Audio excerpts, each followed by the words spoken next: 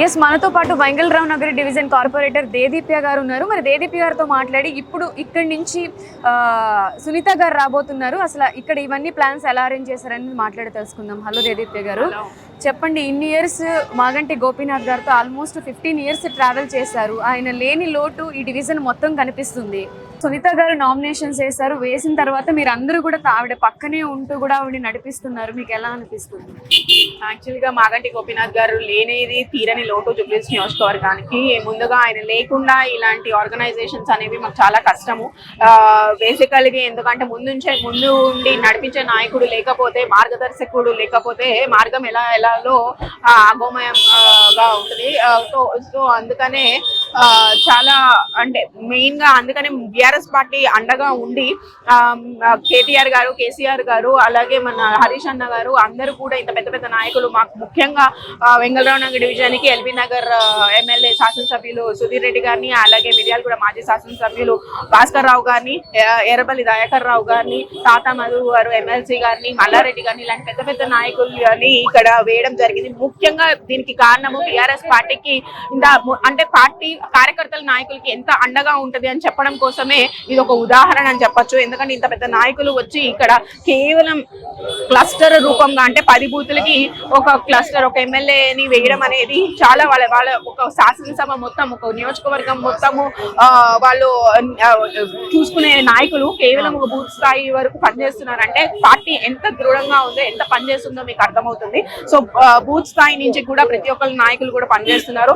మాగంటి గోపీనాథ్ గారు లేనిదనేది తీరని లోటు. కానీ పార్టీ అండదండలుగా ఉండి పార్టీ చేసిన అభివృద్ధి, అలాగే బీఆర్ఎస్ పార్టీ ప్రభుత్వంలో ఉన్నప్పుడు చేసిన అభివృద్ధి, కేసీఆర్ గారు ఇచ్చిన సంక్షేమంతో ప్రజలందరూ కూడా మా అండతోనే ఉన్నారు. జూబ్లీహిల్స్ నియోజకవర్గ ప్రజలందరూ కూడా బీఆర్ఎస్ పార్టీ మరోసారి జెండా ఎగిరేయాలి అనే ఉత్సాహంతో పబ్లిక్ అందరూ కూడా వచ్చి మాకు మద్దతు పలుకుతున్నారు. ఎవ్రీ ఇయర్ మాగంటి గోపీనాథ్ గారు ఉన్నప్పుడు మీరు బతుకమ్మ కానివ్వండి, దసరా కానివ్వండి చాలా ఘనంగా సెలబ్రేట్ చేసేవారు. ఈసారి ఎక్కడా కూడా మీరు ఆయన లేని లోటు మీ ఈవెంట్స్ లో కనిపించింది.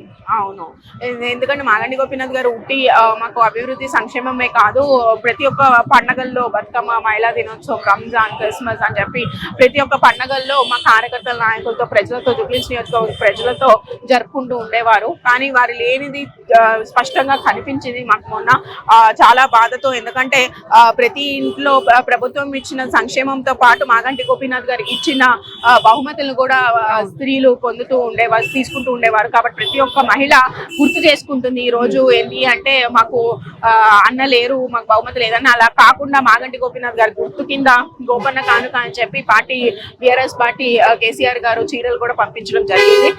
బతుకమ్మకి ఏదైతే ప్రభుత్వం కేసీఆర్ గారు నిరుపేదలు కూడా మంచి కొత్త బట్టలు కట్టుకొని పండగ చేసుకోవాలనే ఉద్దేశంతో ఇచ్చే బతుకమ్మ కానుకను కూడా ఈ ప్రభుత్వం ఆపేయడం జరిగింది. అలా కాకుండా కేసీఆర్ గారు జూబ్లీహిల్స్ నియోజకవర్గ ప్రజలకి బతుకమ్మకి చీరలు కూడా పంపిణీ చేయడం జరిగింది.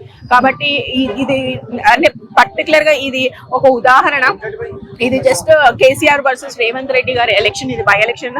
జూబ్లీహిల్స్ డెఫినెట్ గా రాష్ట్రం అంతా ఏదైతే కేసీఆర్ గారిని మళ్ళీ ముఖ్యమంత్రిగా ముఖ్యమంత్రి కావాలని కోరుకుంటున్నారో దానికి ఉదాహరణగా జూబ్లీహిల్స్ నియోజకవర్గంని మేము కేసీఆర్ గారికి బహుమతిగా ఇవ్వబోతున్నాం. మాగంటి గారు మరణం తర్వాత సునీత గారు చాలా ఎమోషనల్లీ వీక్ అయ్యారు. బట్ ఆవిడని ఒక స్ట్రాంగ్ పిల్లర్ గా మీరు అందరూ కూడా ఆవిడ చుట్టూ ఉంటూ వాళ్ళ పిల్లలు కానివ్వండి, మీరు కానివ్వండి ఎలా స్ట్రాంగ్ చేశారు? డెఫినెట్ గా అండి, ఒక భర్త పోయిన ఆడవాళ్ళు అంటే ఆయన చనిపోయి 3 నెలలు అయింది, మేమే జీర్ణించుకోలేకపోతున్నాము. బేసికల్ గా మాకు ముందుండి నడిపించే నాయకుడు లేడని మాకే అందరికీ, కార్యకర్తల నాయకులందరికీ కూడా బాధగా ఉంది.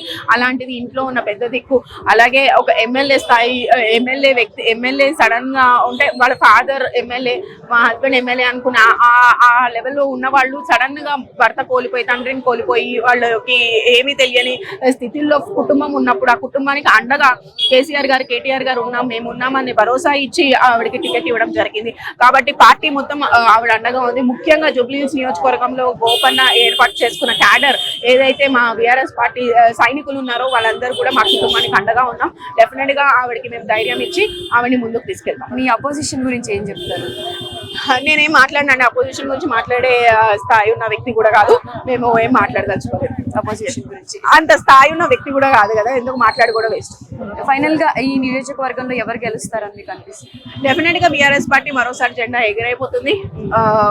మేము 100% గెలుస్తున్నాము. ఇది మా గోపనకి మేము ఇచ్చే ఘననివ్వాలి.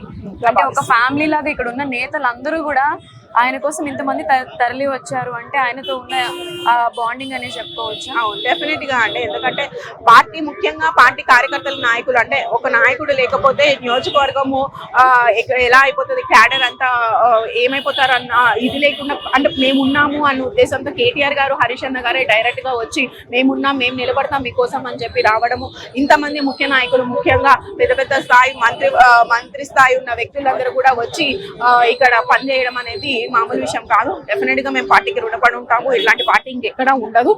పార్టీకి, ముఖ్యంగా పార్టీ శ్రేణులకు, ఏదైతే కార్యకర్తల నాయకులకి ఇంత భరోసా ఇచ్చే పార్టీ ఇంకెక్కడా ఉండదని నేను భావిస్తున్నాను. కాబట్టి కేసీఆర్ గారికి, కేటీఆర్ గారికి ముఖ్యంగా ధన్యవాదాలు తెలియజేసుకుంటూ మేము డెఫినెట్ గా ఇది కేసీఆర్ గారికి బహుమతిగా ఇవ్వబోతున్నాం. ఆయన లేని లోటు ఈ 3 నెలల్లో మీకు ఏమనిపించింది, ఏం తెలుసు? చెప్తున్నా డెఫినెట్ గా, ఎందుకంటే ముందుండి నడిపించే నాయకుడు లేకపోతే, మార్గదర్శకం చెప్పే నాయకుడు లేకపోతే డెఫినెట్ గా కొంచెం డిస్టర్బ్డ్ గా ఉంటది. బట్ స్టిల్ మేము, ఎందుకంటే ఆయన శిష్యులుగా మేము రాజకీయంలో అనుభవించడం జరిగింది, ఆయన శిష్యులుగా రావడం జరిగింది. డెఫినెట్ గా ఆయన నేర్పించిన దారిలోనే మేము ముందుకెళ్ళబోతున్నాం. జై తెలంగాణ.